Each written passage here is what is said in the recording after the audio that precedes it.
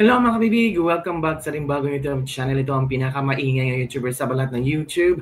Ako si Kabibig, maglabag-labag na with evidence na ko po, Tourism Secretary Cristina Frasco. Kakalabanin na ang mga kongresista at si Martin Romualdez. Parang nagsikalasan na yung mga close friends ni Martin Romualdez at mga kongresista, lalo na yung si Doc Frasco. Talagang hindi bumoto ni Martin Romualdez as House Speaker at may explanation naman siya. Diba? After ng election, biglang may lamat ng friendship ni Martin Romualdez at ng mga Garcia Frasco. Lalo na nung natalo si Governor Gwen Garcia. Kasi ramdam kasi nila na parayatan daw di umano na hindi sinusuportahan ni Martin Romualdez ang pangangampanya at pagtakbo ni ex-Governor Gwen Garcia. So parang nagising sila sa katotohanan after natalo ni Governor Gwen Garcia. At ang una talagang kumalas ay si Doc Frasco, mga kabibig. Ngayon, si Cristina Frasco, after ng kayang asawa nagsalita na mag-abstain siya at magiging independent na lang siya at hindi siya sasama sa majority at minority na grupo sa Kamara, ay ito na, may nilabas na official statement si Tourism Secretary Cristina Frasco, mga kabibig. So, i-share ko sa inyo ano ba ang laman ng kanyang statement, official statement, na tila yata ang mga tao ngayon ay tumaas ang kilay. Tila yata ang mga tao ngayon ay nagdududa na talaga sa Kamara. Sabi dito, Statement of Tourism Secretary Cristina Garcia Frasco, July 30, 2025. Apparently, voicing support for my husband's independent stance in the House has made me fair game for attacks by certain congressmen. Oh! Inatake na pala itong si Tourism Secretary Garcia Frasco, Cristina Garcia Frasco. May mga kongresista na daw na inaatake na ang DOTR, Department of Tourism. Paano kaya siya inatake, kabibig? After na nagsabi ang kanyang asawa na si Doc Frasco na hindi boboto o hindi binoto si House Speaker Martin Romualdez. Sabi dito, let's talk about performance. Ako po, eto na, naglabasa na. Sabi dito, in 2024, Congress slashed the Department of Tourism's promotions budget by 83%. From 1.2 billion to just 200 million. In 2025, they cut again to mere 100 million. We concur with what the gentleman from Tingog Party List said. Hala, Tingog, Asidri Ortega ba ito? Tourism should be one of the country's most powerful tools for regional development and inclusive growth.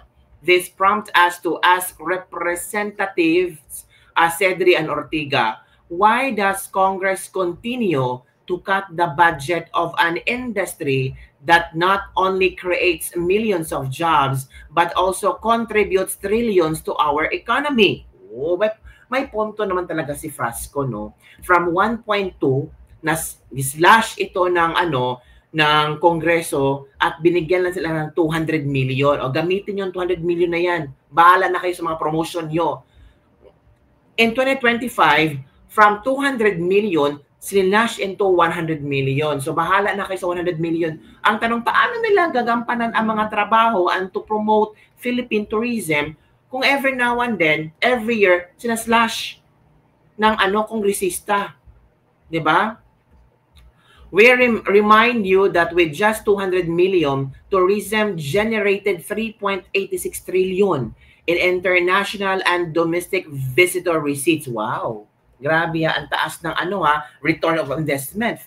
200 million ROI, ang return of investment kay 3.86 trillion. Tourism employed 6.75 million Filipinos and nearly 10 million Filipinos more in indirect and induced opportunities. Wow! So it means magaling si Cristina Frasco, mga kabibig. From 200 million. Diba? That's a return of over 1,900,000% trillion generated Millions employed.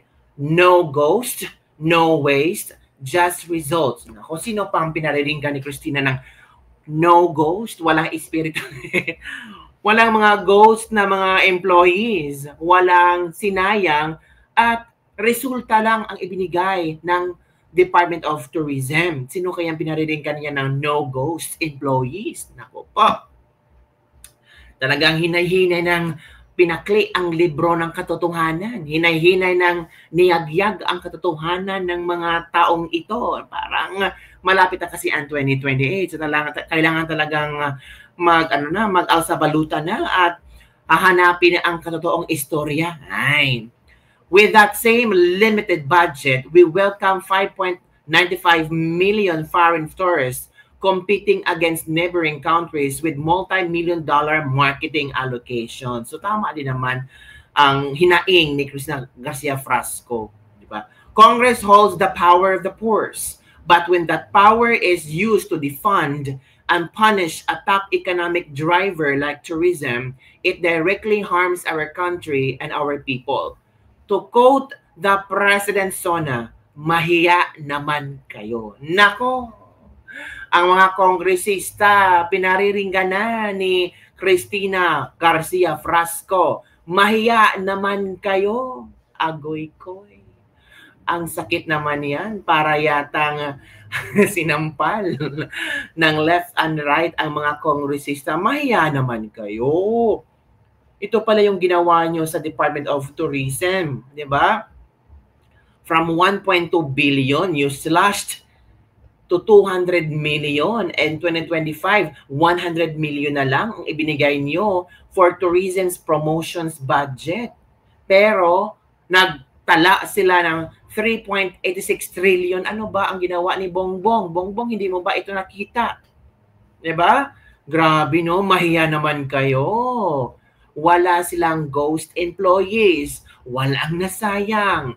Just results given. So, kayo, mga kongresista, ano bang resulta ang naibigay niyo? Yan, mga kabibig, ha? Mahiya naman kayo. Yan ang, statement ni Christina Garcia Frasco. Voicing support sa kanyang asawa na ngayon ay naramdaman na ni Christina na inaatake na siya ng mga kongresista. Diyan sila galit kay VP Sara kasi hindi pa si VP Sara na insertan noong unprogrammed projects nila at diversion of funds sa agency niya. DepEd ngayon, unti-unti na kayong gigising sa katotohanan. Nasilaw kasi kayo sa pera. Trinador nyo ang iba. Tama si Inday. Nasa Kongreso ang control sa budget. Pero ang Malacanang, imbes na umako, laging naghuhugas kamay. Kapag inulan ng pagsisisi, ang bagong sagot, mahiya naman kayo. Ngayon Malacanang, anong ginawa nyo? Alam nyo naman pala na ito ang ginagawa ng mga kongresista o kung sino mang politiko. Kung sinasabi nyong mahiya naman kayo, dapat mahiya kayo. Kasi BBM, ikaw ang last say, ikaw ang last papirma. Ikaw ang taga-check kung tama ba ang laman ng budget. Laglaga na to, sabi na isang netizen. Miss Christina Frasco, mag-star witness ka na lang kung magkaroon ng hearing ang Blue Ribbon Committee ni Marcoleta. Ay naku po. Niligtas na ang mga sarili nila at alam na nila na sa 2028, iba na ang mamumuno. When you go against the power, Christina, alam mo, expect that to happen. Posibleng papalitan ka. Ang problema kung maniniwala pa ba si BBM sa pasabog ni Christina Garcia Frasco or maniniwala pa ba si BBM sa kanyang pinsan na si Martin Romualdez. Sila magkakampi sa pirmahan ng impeach ni VP Sara. Ngayon, silang nag-aagawan sa pera ng kabanang bayan.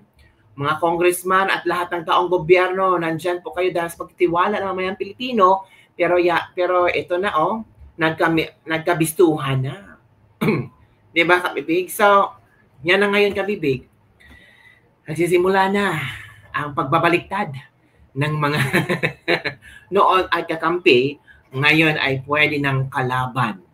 So, yun, kabibig, ang ating Legacy Libak-Libak for today. Ano ang inyong komento nitong isang pasabog ni Tourism Secretary Cristina Garcia Frasco hinggil sa mahiya naman kayo. Okay. Don't forget to like, subscribe, and share this video para sa mga latest trending news na ating pag-usap-usapan. Bye everyone! See you next time!